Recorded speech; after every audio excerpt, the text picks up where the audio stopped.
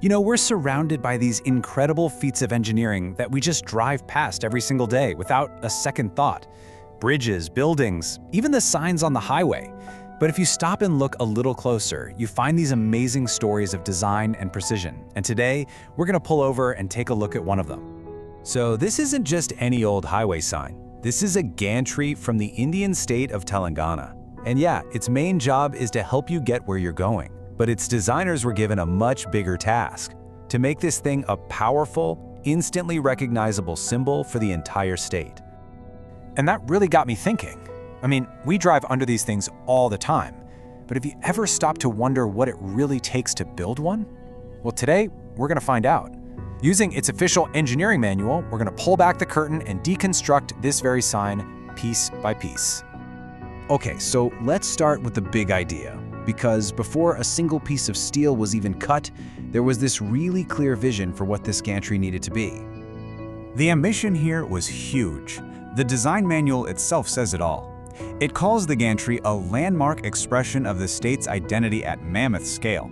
So right from the get-go, the goal wasn't just to make a sign, it was to create a piece of public architecture, something that would be a consistent, recognizable symbol all across the state. So what exactly is a gantry? Well, it's pretty simple. It's just an overhead frame. But the engineering challenge? Oh, it's immense. Think about it. This whole structure has to be perfectly clear and readable to a driver going 120 kilometers an hour from about 2 football fields away. That one single requirement dictates literally everything else about its design: its size, its height, and its stability. So how do you build it? We're gonna start with the part you actually see, the sign face. And as we're about to find out, it's kind of like a high-tech, multi-layered onion. The entire face is actually a modular system called a cassette. This makes it super strong, but also way easier to assemble and repair. It all starts with the visible skin, which is the fascia panel. That skin attaches to a steel skeleton frame using this really clever system of hidden Z-clips and rails. The whole thing is designed to just snap together perfectly with no bolts or screws visible at all. And the choice of materials here is so key. The outer skin and the clips are aluminum, so they're lightweight and totally weatherproof. But the real skeleton, the cassette frame itself, that's made of what's called rectangular hollow section, or RHS, steel. That hollow shape gives it incredible strength without being crazy heavy. And then finally, you have these massive steel cleats that act like heavy-duty brackets, bolting the whole sign face onto the main gantry. So, now that we've seen the face, let's talk about the massive steel structure that holds the whole thing up, suspended over all those lanes of traffic. First, let's just talk about the scale here. The clear span between the 2 support posts is over 10.5 meters. To put that into perspective, that's about the width of 3 cars parked right next to each other. Bridging a gap that big while staying perfectly stable against wind and vibrations, well, that's a huge engineering feat. And this is the master plan. We're looking at the actual fabrication drawing for the main beam. Every single component, every weld, every single precise dimension needed to turn raw steel into this core structure, it's all detailed right here. And here's where the engineering just gets mind-blowing.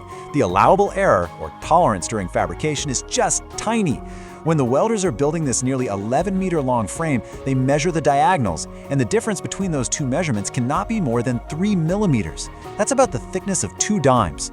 And that kind of precision, it's not just for show, it's what makes sure the gantry stays perfectly stable and doesn't vibrate as you speed underneath it.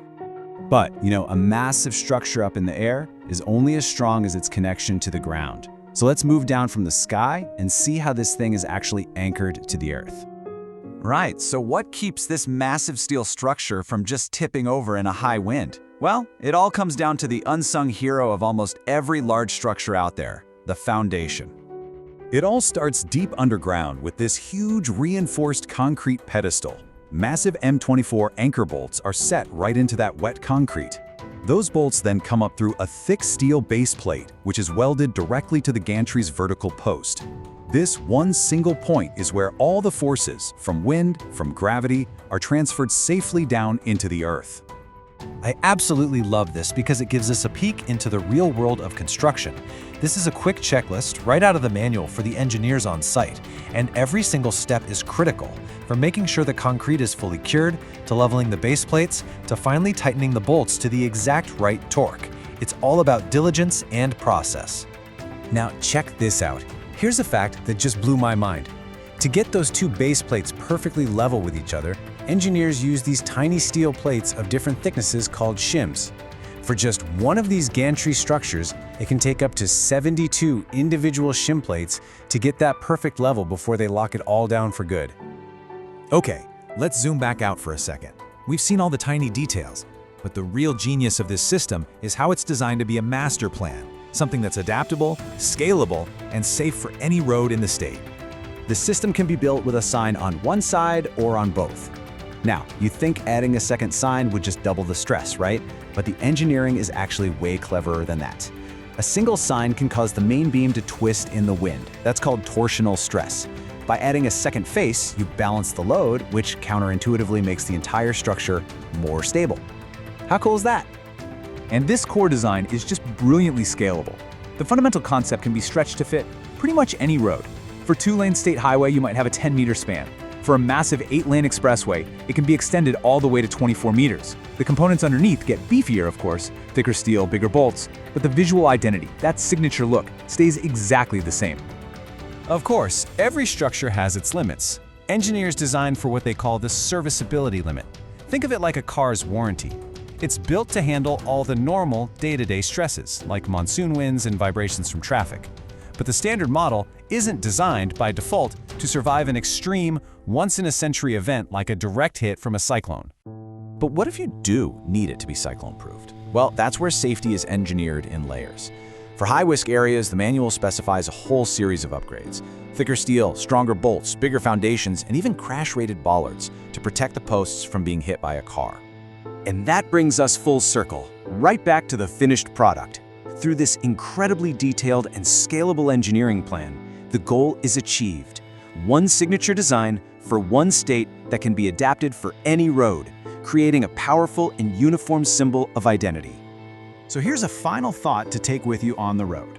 The world is just filled with these hidden feats of engineering. The next time you're driving down the highway and you pass under one of these structures, maybe you'll see more than just directions. Will you see just a sign, or will you see an engineered landmark?